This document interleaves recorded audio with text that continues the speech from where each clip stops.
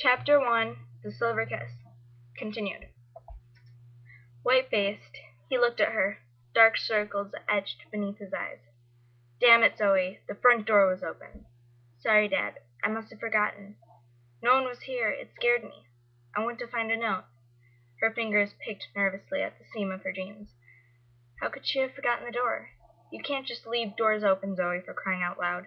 Look at the newspapers. Newspapers, she thought. Was he talking about that article? Why bring that up? Why was he picking on her? He didn't care. "I was here." "I know. I saw your bag. I checked your room." His voice softened. "Sleeping again, Zoe? Don't you sleep at night?" She didn't answer. If he was home any amount of time, he would know. The sight of his cereal made her hungry at last. She looked at the refrigerator. A tuna casserole her mother's friend Carol had brought over 3 days ago sat there, browning around the edges. Carol was a warm, generous person, but she was not a cook. Zoe shut the casserole safely away and sat down with her father. She served herself some cereal, too. She thought she could handle cereal. Her father was staring at her. She suddenly felt sorry for being a bitch. He looked sad. It wasn't his fault he had to spend so much time at the hospital, so much time making up work, so he could pay for a private room. Maybe if all his side of the family weren't off in California, it would be easier on him. She would let me help more, she thought. But she could hear exactly what he would say. You can help by not worrying your mother. How's Mom? She hardly dared ask. Not too good this time, love. She's still trying to be a good soldier, but it's wearing thin. Is she staying? Please say no, Zoe thought. Yes, a few weeks, maybe more. Zoe saw the pinched look on his face, and the tears behind his eyes. Maybe forever, she thought. Yes, it's forever this time, but he can't tell me. They both ate silently and mechanically. There was no enjoyment, just the surrender to physical need. Her dad had turned back into Harry Shutler, the man whose wife was dying, the man who had forgotten he had a daughter. Several times she took a breath to speak, but the words died in her throat. "Dad?" she finally said hesitantly. His gaze was distant. "Dad, about Lorraine." "What? Had a fight?" he answered vaguely.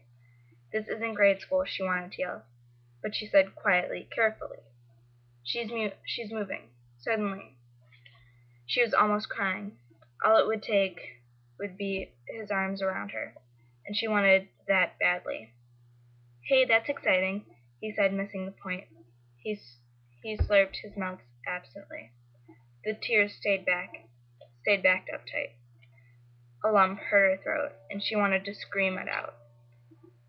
Where was the old dad who might have said, "Well, tell her to stand still"? He would have laughed at his own joke, then turned serious to hear her out and comfort her. He didn't always understand like her mother did, but he tried. I guess he's in there somewhere, she thought. She didn't try to tell him again. His world was too shattered for her to add her own cracked pieces into the pile. Mom would know what to say, so I thought. Even now, she would. If only they wouldn't cut my visits so short. It seemed like she no longer remembered what she wanted to say, and they were hustling her out of the door again.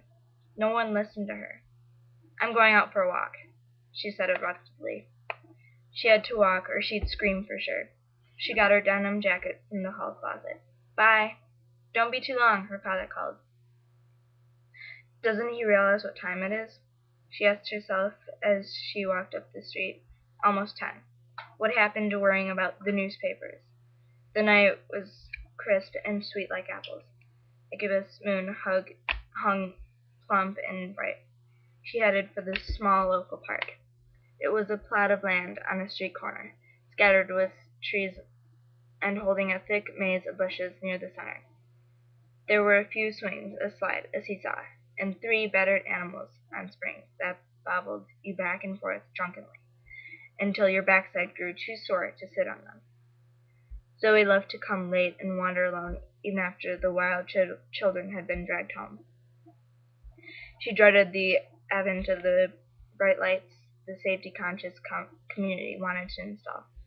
She liked it as it was now, with a few lights making golden pools in the mysterious darkness.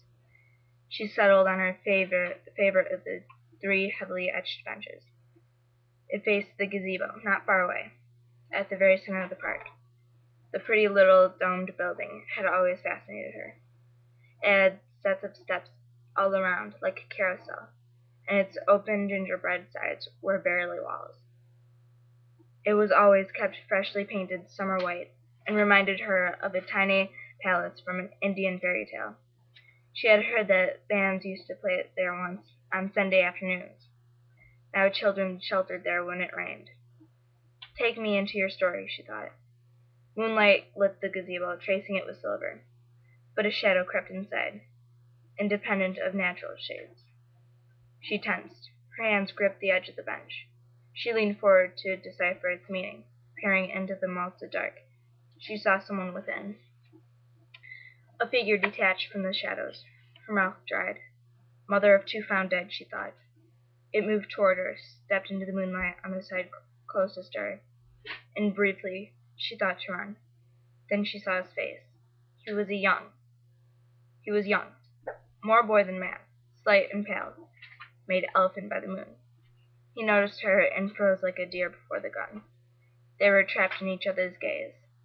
His eyes were dark, full of wilderness and stars, but his face was ashen, almost as pale as his silver hair. With a sudden ache she realized he was beautiful. The tears that prickled her eyes broke his bonds, and he fled, while she sat and cried for all lost things.